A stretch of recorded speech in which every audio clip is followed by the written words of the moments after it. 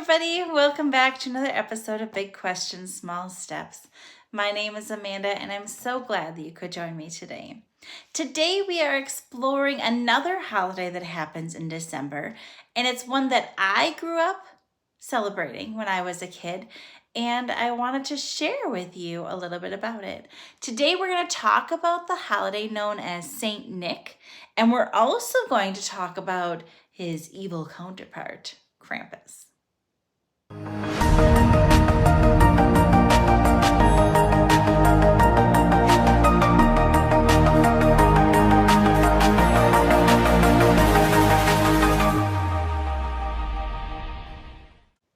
So, Saint Nick and Krampus are the two that we're going to be talking about today. Saint Nick occurs on December 6th. Technically, it's the night of December 5th, but the kids wake up to see their surprise on December 6th. And Saint Nicholas was actually a bishop in the 14th century in Turkey. He was born to poor farmers, and he grew up and he cared for those in his community, and he was called away frequently to Rome and do different service work. And St. Nicholas Day is supposed to celebrate when he returned to Holland because he was so removed from all the other places. The rest of Europe kind of distanced and disowned him a little bit, but Holland still maintained a close connection with St. Nicholas. So on the day of the Feast of St. Nicholas, which was a Catholic holiday, they have since renounced that because of his questionable, how do they word that? His unreliable documentation of life. So actually in 1969, the Roman Catholic Church decided they were going to drop his feast day. But at the time that he was alive, he was coming back to Holland for his feast day to be celebrated, to be recognized, to be honored. He entered the town riding on a donkey, wearing a red cloak with bits of white on him to show his purity and connection to the Pope. And while he was there, he would bless the children. If they were good, they got sweets and presents. And if they were bad children, they got coal and potatoes.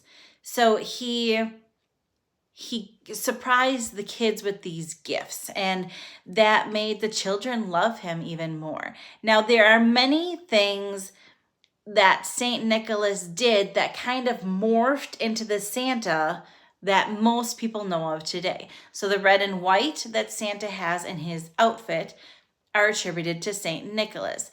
The idea of giving presents, if you are good, and coal if you're bad, again, is attributed to St. Nicholas, not Santa. Now, they did change the name. So St. Nicholas became Santa in the United States during the 19th century. And during the 19th century, Great Britain also decided to change his name from St. Nicholas to Father Christmas to be more religiously neutral, if you want to call it that. So that's the celebration of St. Nicholas. Now, typically, he will leave small gifts in either stockings or shoes, depending on the different countries' traditions.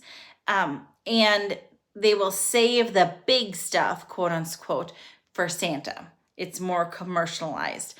But it's supposed to be St. Nicholas is like checking in. He's Santa's helper to see if you're good or bad, giving you a chance to correct your ways before Santa comes. So that's how they kind of have spun it today. But it started out with St. Nicholas was an actual man. He apparently did many things. He was very connected to the children. But again, his feast day disappeared in 1969. He is still known of as a saint, but he doesn't have a feast day anymore. So in the saint world, the more prevalent you are, the more you have a feast day and different things that was associated with you. Now, in some traditions, particularly in Germany, St. Nicholas comes along with an evil helper. This guy's name is Krampus. So St. Nicholas is supposed to be nice and helpful, and he does all these great things. Krampus, on the other half, is half goat and half demon. And he punishes bad children. He doesn't just give them gifts that are punishments. No, he will hit them with sticks. He will steal them and bring them to hell. He will do different negative things. It creates fear in the kids. This idea of Krampus is actually part of the winter solstice, which is a pagan ritual. And it's supposed to bring that fear out in kids so that they behave. That there's this evil thing that could turn them away. It is very popular in Germany and Austria in particular. However, it has gained popularity in the US. In 2004, there was a graphic designer named Monty Beauchamp, I want to pronounce his name, and he created a whole book of Krampus cards. So in Germany, there are like these postcards with pictures of Krampus on, and it's supposed to serve kind of like a warning that you would mail that to people. In 2004, this graphic designer put a collection of all these Krampus cards together, and that's when the idea of Krampus really started to take off in the US. And furthermore, in 2015, there was a feature film called Krampus, and it really focused on that. And people are slowly liking the idea of Krampus. They like a little bit of fear mixed in with all the joy of the holidays, because sometimes people feel like they just need to knock people down a few pegs. So it's interesting. Growing up, we didn't have Krampus, but we most definitely had St. Nick.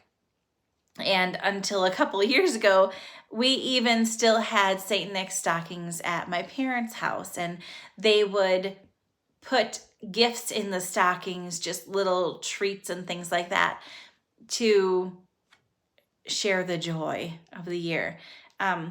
Yeah, we were told growing up that it was a German tradition.